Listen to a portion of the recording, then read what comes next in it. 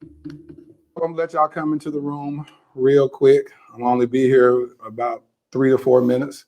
Rihanna, start calling out how many people we got on right now. Did you push the button? 13, 115, 201. What's up, everybody? What's up, everybody? 381. Listen, this Wednesday, you know, it's certain people that you get on your podcast that, you know, I've been trying to get this brother on the podcast since 2020. Y'all saw his other half, his previous other half on the podcast a couple of months ago. Who y'all think? I want y'all dropping there. Who do you think I have on the podcast? It's the husband of a guest that I had on the podcast. Who do you think? Drop it down there in the comments. I bet y'all stomp right now, huh? Y'all not gonna guess. This Wednesday on the Dear Future Wifey podcast, we have none other than Derek Jaxn, everybody's favorite right now, by the way. Yeah, the fan favorite for sure. It's going to be the best episode ever. Now, let me tell you something. I asked them the hard questions. Y'all know how when someone sits on this yellow couch, it gets real. And so we talked about everything. Derek, I know you came in, you know, with guards up. Yeah. Why? Naturally, I'm a guarded person anyway. And then also I thought maybe you might have a little smoke for me because the Dear Future Wife thing, but we got that cleared up. Oh, yeah, he thought that, yeah, my boy Bashe, he thought I was the one that DM'd him years ago, but it was my boy Bashe. But man, it was a great conversation. You didn't take it easy. You didn't tiptoe around nothing. You forced me to talk about some stuff I haven't talked about on any platform. And man, I just hope for the best. Either way it go. It ain't about me at this point, man. I hope somebody gets something of value from it. Listen, I asked him, if you were to name this episode, what would you name it? And this is during the pre-interview, and he said, I would name it Reap What You Sow. And I said, hold on. So you're going to come on the Dear Future Wifey podcast and take accountability? Is that what we're about to do, Derek D. Jaxn? Is that what you're about to do? Derek D. Jaxn is say, listen, I'm going to call this episode Reap What You Sow. That's what we're going to lead with. He said, yeah. I said, okay. Then I realized at that moment he was at a space in his life where he's saying, oh no, I own my stuff. And I said, all right, when we sit down, we're going to talk. Why did you name it Reap What You Sow? I think that's the only way to really grow. I think when you think you get all these excuses and all of that stuff, like that's the key to stagnation. Giving yourself a pass for stuff, like everybody's imperfect, but when you use that as a way to get away with it or to absolve yourself of responsibility, you don't grow. But when you understand that you reap what you sow, good, bad, or ugly, that's whenever you start to grow. And again, that goes for the good too. So for somebody that's been in a situation like me, you know, jacked your whole life all up, or at least your personal life or whatever, you got to understand there's still, you can still sow seed. There's still bags of seeds. Yeah. So it ain't over with if you done messed it all up. But if you messing up, understand your day is coming. When I tell you it's a 2-part series, dropping Wednesday and Thursday. When I tell y'all, this is absolutely powerful. So thank you, Derek, for being 10 toes down and being real. That's what I said. So when I was talking to him, I said, okay, they say this dude is a textbook narcissist. I done watched enough YouTube videos to be able to identify a narcissist. You know, I've even dated a narcissist before. So I said, I'm going to figure it out. Now, if I don't have the skill set of Dr. Ramani or whatever, and I can't figure it out, this got to be the best of the best, because this joker here was telling the actual truth. He was telling the truth. Can y'all believe that? He was telling the truth, and he was so real and vulnerable. And I was like, wow, because he's coming guarded. He's coming guarded at first, and then I'm guarded, and I'm doing this or whatever. And then we both just laid our swords down and said, we're going to have conversation like men. And that's what we did. Did you feel like that was effective? What's your takeaway from these conversations? I'm glad you weren't afraid to ask the questions that needed to be asked.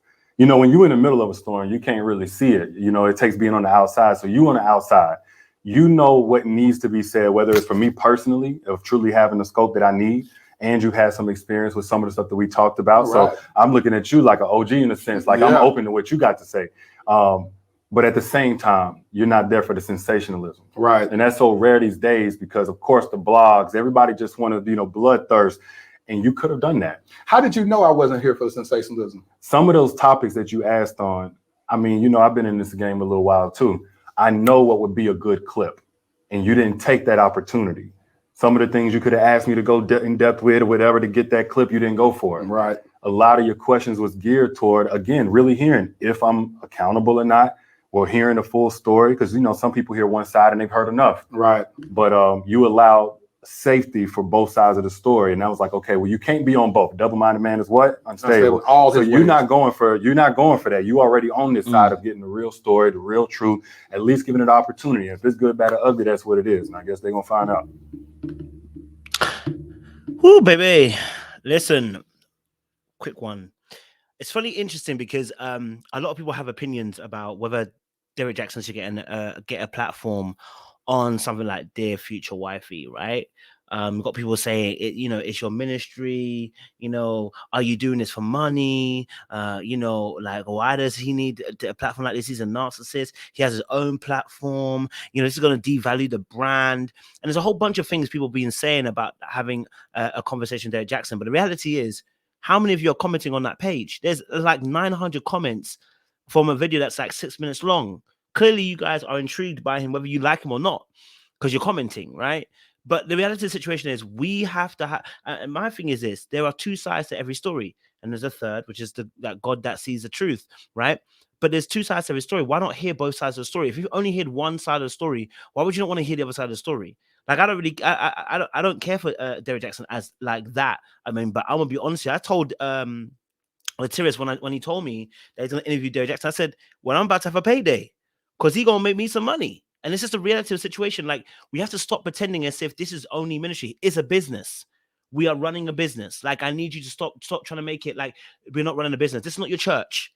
You have a church you want to run to, go to that church. This is a business, as well as it being a part of a tool or resources to help heal people as well. It is a business, and it requires that the person make a profit, right? To make it profitable, right? And whether you like it or not, Derek Jaxn makes good press, makes good money, right? I will never shy away. If Derek Jaxn said he wants to come on my platform, absolutely, come along with the wife, not with the wife, whichever way you want it. Come on, because I want to have a real conversation. Number one. Number two, I'm intrigued by the story. You know what I'm saying to you? Like, we have to stop trying to force people into a certain narrative. Like, it's a church four walls kind of mindset where everyone has to be uniformed. They're like, no, we all have different jobs. And so I'm really appreciative of Dear Future Wifey getting Derek Jaxn on here, whether it was 3 years ago that he should have had him on or whether it's now. The fact that he's having him now means we get to have a different part of the story, and we've heard his wife already. Now, question is, would he have come on if Danae hadn't come on? Maybe not.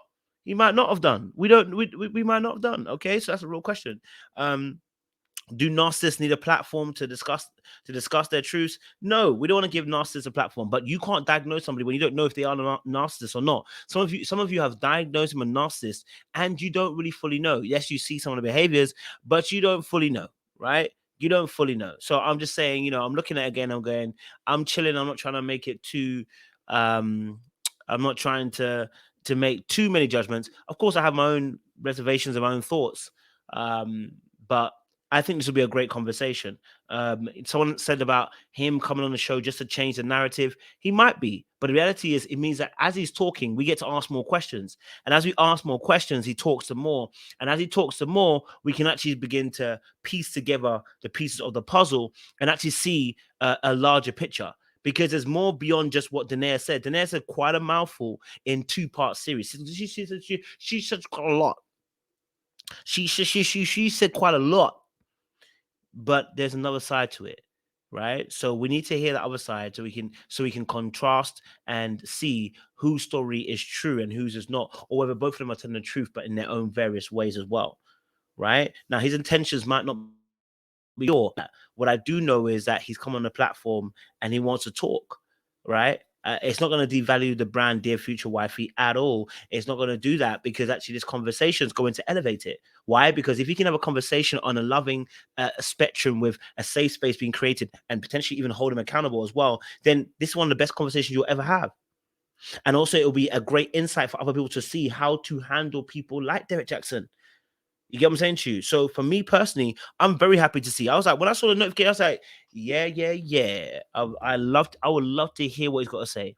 I would love to hear the breakdown of what his position was, seen from his point of view, because there was a few things that were said by Danae Jackson. I was like, I need Derek to clear this up. I need Derek to tell us some truth. I need Derek to come clean with some of the things that he's saying. Do you know what I'm saying to you? So I'm never going to be mad at the fact that, you know, he made those, that he made him, that he wanted to come on the channel. Yes, it's 3 years later. Yes, it may be that it didn't fit Derek's plan at the time. Yes, his brand might be going down, so he's choosing Dear Future Wifey to reestablish it. Yes, but in reality, this is a business, baby. Okay, and Derek makes good business.